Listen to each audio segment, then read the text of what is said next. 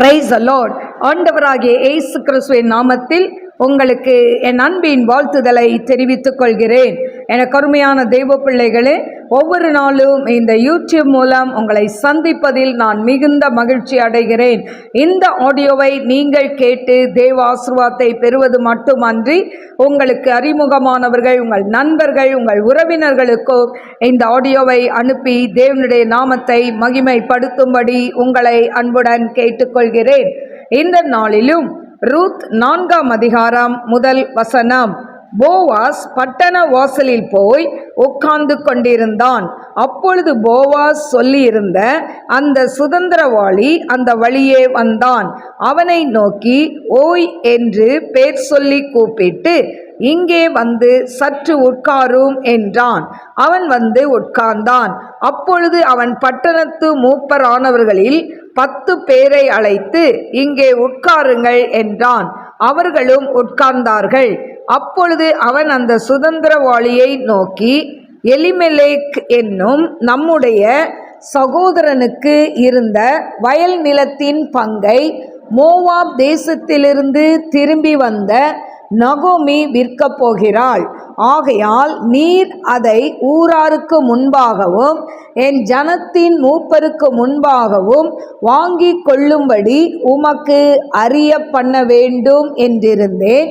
நீர் அதை சுதந்திர முறையாக மீட்டு கொள்ள மனதிருந்தால் மீட்டு கொள்ளும். அதை மீட்டு கொள்ள மனதில்லாதிருந்தால் நான் அதை அறியும்படிக்கு எனக்கு சொல்லும். உம்மையும் உமக்கு பின்பு என்னையும் தவிர அதை மீட்கத்தக்கவன் வேறொருவனும் இல்லை என்றான். அதற்கு அவன், நான் அதை மீட்டு கொள்கிறேன் என்றான். அப்பொழுது போவாஸ், நீர் நகோமியின் கையிலே அந்த வயல் நிலத்தை வாங்குகிற நாளிலே மரித்தவனுடைய சுதந்திரத்தில் அவன் பேரை நிலைநிறுக்க பண்ணும்படிக்கு அதை மரித்தவன் மனைவியாகிய மோவாபிய ஸ்ரீயான ரூத் கையிலும் வாங்க வேண்டியது என்றான். அப்பொழுது அந்த சுதந்திரவாளி, நான் என் சுதந்திரத்தை கெடுக்காதபடிக்கு நான் அதை மீட்டு கொள்ள மாட்டேன். நான் மீட்கத்தக்கதை நீர் மீட்டு கொள்ளும். நான் அதை மீட்டு கொள்ள மாட்டேன் என்றான். மீட்கிறதிலும் மாற்றுகிறதிலும் சகல காரியத்தையும் உறுதிப்படுத்தும்படிக்கு இஸ்ரவேலிலே பூர்வ கால வழக்கம் என்னவென்றால், ஒருவன் தன் பாதரட்சையை கழற்றி மற்றவனுக்கு கொடுப்பான். இது இஸ்ரவேலிலே வழங்கின உறுதிப்பாடு. அப்படியே அந்த சுதந்திரவாளி போவாஸை நோக்கி, நீர் அதை வாங்கி கொள்ளும் என்று சொல்லி தன் பாதரட்சையை கழற்றி போட்டான்.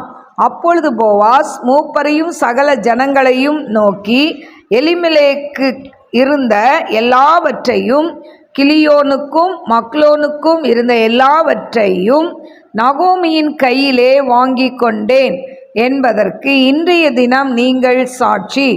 இதுவும் அல்லாமல் மரித்தவனுடைய சகோதரருக்குள்ளும் ஊராருக்குள்ளும் அவனுடைய பேர் அற்று போகாமல் மரித்தவனுடைய சுதந்திரத்திலே அவன் பேரை நிலைநிறுத்த நான் மக்லோனின் மனைவியாயிருந்த மோவாபிய ஸ்ரீயான ரூத்தை எனக்கு மனைவியாக கொண்டேன். அதற்கும் இன்றைய தினம் நீங்கள் சாட்சி என்றான்.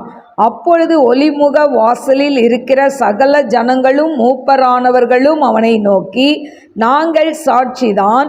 உன் வீட்டிலே வருகிற மனைவியை கர்த்தர் இஸ்ரவேல் வீட்டை கட்டுவித்த 2 பேராகிய ராகேலை போலவும் லேயாலை போலவும் வாழ்ந்திருக்க செய்வாராக.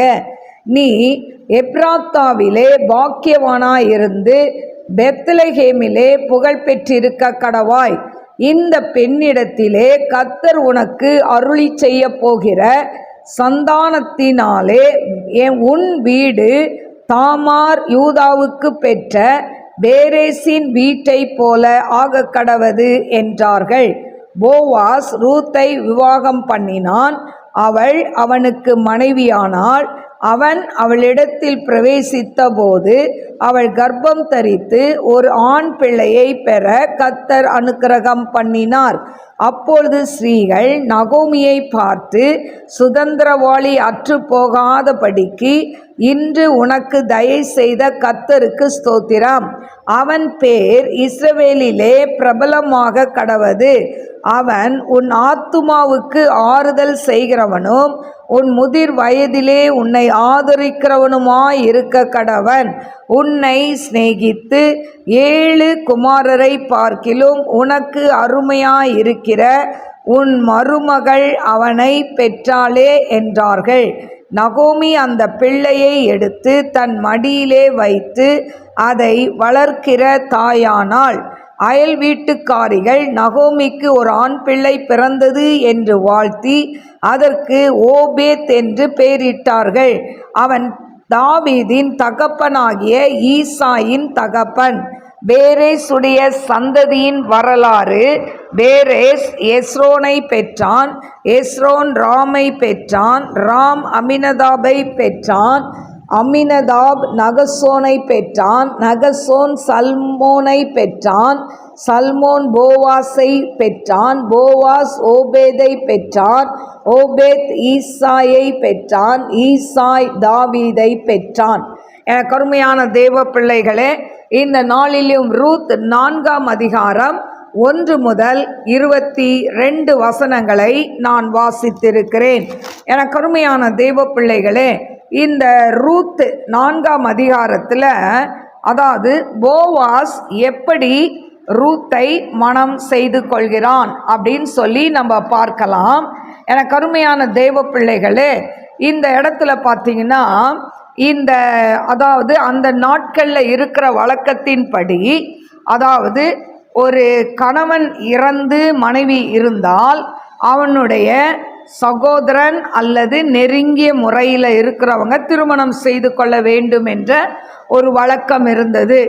அதனால் இப்போ ரூத் சொல்கிறான், நீ என் சுதந்திரவாளி, என்னை திருமணம் செய்து கொள் சொல்லும் பொழுது அந்த போவாஸ் சொல்கிறாரு, வெயிட் பண்ணு, நான் என்னையை காட்டிலும் நெருங்கின உறவின் முறை ஒரு ஆள் சுதந்திரவாளி இருக்கார், அவர் ஏற்றுக்கலைன்னா அதுக்கப்புறம் நான் உன்னை ஏற்றுக்கொள்வேன் என்று சொன்ன உடனே இப்போ அவன் அப்படி சொல்லிட்டு அவன் என்ன பண்ணுறான், அந்த போவாஸ் பட்டண வாசலில் போய் உட்கார்ந்துட்டு இருக்கிறான்.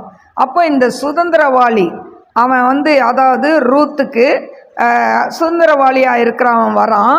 அப்போ இந்த போவாஸ் கூப்பிட்டு அங்கே உட்கார சொல்கிறான்.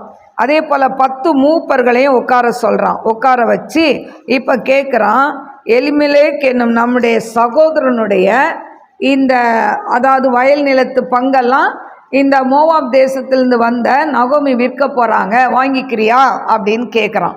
அப்போ இவன் என்ன சொல்கிறான், நான் வாங்கிக்கிறேன் அப்படின்னு சொல்கிறான்.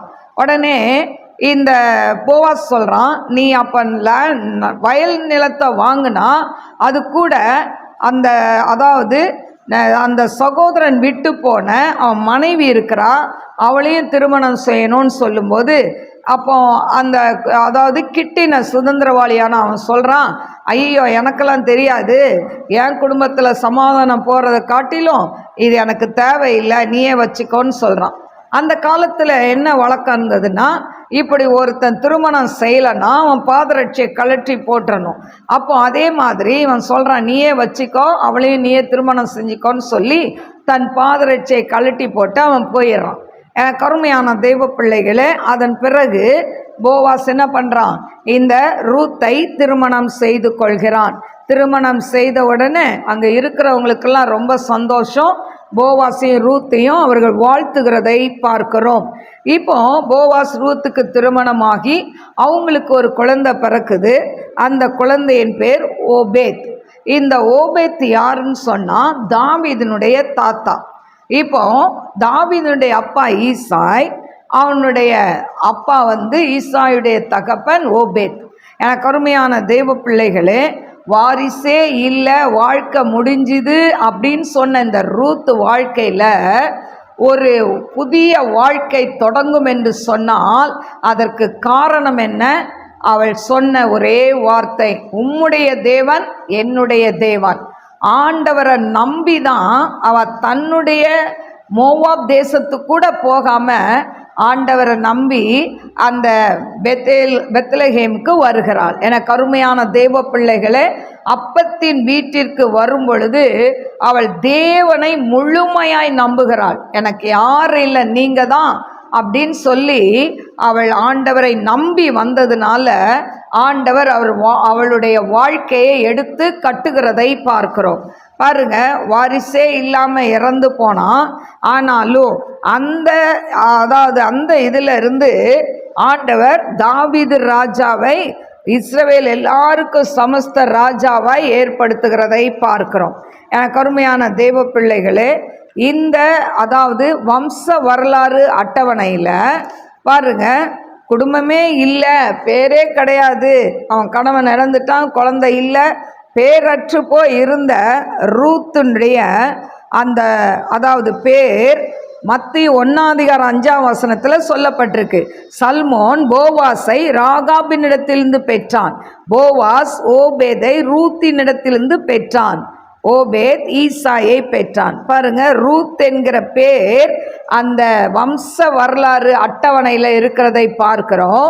இந்த வம்சத்தில் வந்தவர் தாவீது, தாவீதின் வம்சத்தில் வந்தவர் நம் ஆண்டவராகிய இயேசு கிறிஸ்து. எவ்வளோ ஒரு பாக்கியம் எனக்கு அருமையான தேவ பிள்ளைகளே. இதற்கு காரணம் என்ன? அந்த ரூத் தன்னுடைய வயதான மாமியாரை அவள் என்ன பண்ணலை, அவங்கள அனாதையாய் விட்டு விடலை. நான் உங்கள் கூட தான் வருவேன் என்று சொல்லி அவள் மாமியார் மீது வைத்த அன்பு. இன்னொன்று, அவள் சொல்கிறா, உங்கள் ஜனம்தான் ஏன் ஜனம், உங்கள் தேவன் தான் என் தேவன் என்று சொல்லி ஆண்டவரை உறுதியாய் பற்றி கொண்டபடியால் ஆண்டவர் இடிந்து போன அவளுடைய குடும்ப அலங்கத்தை போவாஸை கொண்டு மறுபடியும் கட்டி எழுப்பி குழந்தையை கொடுத்து நகோமிக்கு அதாவது அந்த வாரிசை இல்லைன்னு சொல்லாம ஒரு பேரனை வைத்து கொஞ்சம் ஒரு ஸ்லாக்கியத்தை தேவன் கொடுத்ததை பார்க்கலாம். இது கர்த்தருடைய கிருபை. எனக்கு அருமையான தெய்வ பிள்ளைகளே, இந்த நாளிலையும் ஒருவேளை உங்க வாழ்க்கை இழந்து போயிருக்கலாம், வாழ்க்கையை நீங்க இழந்து போயிருக்கலாம். ஏதோ நீங்க செய்த சில தவறுகளால இன்னைக்கு உன் குடும்பம் பிரிந்து இருக்கலாம். ஆனால் கருமையான தேவ பிள்ளையே, நீ உண்மையாய் கர்த்தரை நம்பி அவரை சேவிப்பாய் என்று சொன்னார், உண்மையாய் உன் வாழ்க்கையை கர்த்தருக்கென்று பரிசுத்தமாய் ஒப்பு கொடுப்பாய் என்று சொன்னார், நாட்கள் வரும் ஆண்டவர் உனக்கேற்ற ஒரு வாழ்க்கை துணையை கொடுப்பார். என் வாழ்க்கை அவ்வளோதான் முடிஞ்சிச்சு, என்னை யார் திருமணம் செய்ய முடியாது நீ நினைக்கலாம். ஐயோ, எனக்கு கையில் ஒரு குழந்தையே இருக்குது, இந்த குழந்தையோடு என்னை யார் ஏற்றுக்கொள்வார்கள் என்று சொல்லி நீ கலங்கி கொண்டு இருக்கலாம். ஆனால் நீ கர்த்தருக்கு உண்மையாயிருந்தால், தேவனுக்கு உன் வாழ்க்கையை பரிசுத்தமாய் அர்ப்பணிப்பாயானால் கர்த்தர் உன் குடும்ப அலங்கத்தை எடுத்து கட்டுவார். சோர்ந்து போகாதீங்க. இதை கேட்டுக்கொண்டிருக்கிற அன்பு சகோதரனே, சகோதரியே, நீ யாராய் இருந்தாலும் கர்த்தருடைய கரத்தில் உன் வாழ்க்கையை அர்ப்பணி. கர்த்தர் மறுபடியுமாய் இடிந்து போன உன் குடும்ப வாழ்க்கையை அவர் எடுத்து கட்டுவார். அவர் உன் குடும்பத்தை ஆசீர்வதிப்பார். நீ ஆசீர்வாதமாய் இருப்பாய். கண்களை மூடி நாம் ஜெபிப்போம். ஸ்தோத்திரிக்கிற ஆண்டவரே, மகா பரிசுத்தமுள்ள நல்ல தகப்பனே, நன்றியோடு ஸ்துதிக்கிறவரா. தீரபா லபௌரி ஆக்கரபா ஓரா பாக்கரபா தீரபா ரிபா கரபா தூனமா கரபா ரிஹதனை லபௌரி அந்தராலர் பீக்கரபா. எத்தனை பிரச்சனைகள் சூழ்ந்து வந்தாலும் போவாஸ் சரியான முடிவை எடுக்கும்படியாய் நீர் கொடுத்த ஞானத்துக்காய் ஸ்தோத்திரிக்கிற, கிருபைக்காய் ஸ்தோத்திரிக்கிற, இரக்கத்துக்காய் ஸ்தோத்திரிக்கிற ஆண்டவரே, மகனை நீங்க ஆசீர்வதிங்க ஏசப்பா. உம்முடைய கிருபை மகனை தாங்கட்டும், நாம மகிமைப்படட்டும் ஆண்டவரே. அப்பா மக்கள் ஸ்தோத்திரிக்கிற, துதிக்கிறப்பா ஆண்டவரே. போவாஸ் ஆண்டவரே தன்னுடைய கத்தாவே அப்பா அந்த ரூத்தை ஏற்றுக்கொண்டதின் நிமித்தம் அப்பா அவங்க குடும்ப ஆளுங்க கட்டப்பட்டது. அப்பா போவாஸ் தன்னை ஆண்டவரை அர்ப்பணித்ததின் நிமித்தம், அப்பா ஒரு மகளுக்கு வாழ்க்கை கொடுத்ததின் நிமித்தம் ஆண்டவரே, அப்பா போவாசுடைய பேரும் அந்த ஆண்டவரை வம்ச வரலாறுல இருக்கிறத பார்க்கிறோம். அப்பா அம்மா நன்றியோடு ஸ்துதிக்கிற, ஸ்தோத்திரிக்கிற ராஜா. ஆண்டவரே, போவாஸ் ரூத் குடும்பத்தை அப்பா நீங்க ஆண்டவரை ஆசீர்வாதமாய் வைத்ததுக்காய் ஸ்தோத்திரம். அதே போல இதை கேட்டுக்கொண்டிருக்கிற ஒவ்வொரு பிள்ளைகளையும் என் தேவன் ஆசீர்வதிக்க வேண்டுமாறு ஜெபிக்கிறேன். உம்முடைய கிருபை இவர்களை தாங்கட்டும். எந்தெந்த குடும்பம் பிரிந்து இருக்கோ, ஒருவேளை கணவன் விட்டுட்டு போயிருந்தா, மனைவி விட்டுட்டு போயிருந்தா, அப்பா அவங்க தனித்திருந்த என் வாழ்க்கை அவ்வளவுதான் முடிஞ்சிருச்சுன்னு சொல்லி ஒருவேளை அவங்க மனம் கலங்கி கொண்டிருந்தா, ஆண்டவரே அவங்களுக்கு நல்ல ஒரு வாழ்க்கை துணையை கொடுத்து ஆசீர்வதிங்க டாடி. நாம மகிமைப்படட்டும். ஆவியாண்ட கரத்தில் தாழ்த்தி ஒப்பு கொடுக்கிறேன். இயேசுவின் நாமத்தில் கேட்கிறேன் பிதாவே, ஆமென். God bless you. God bless you.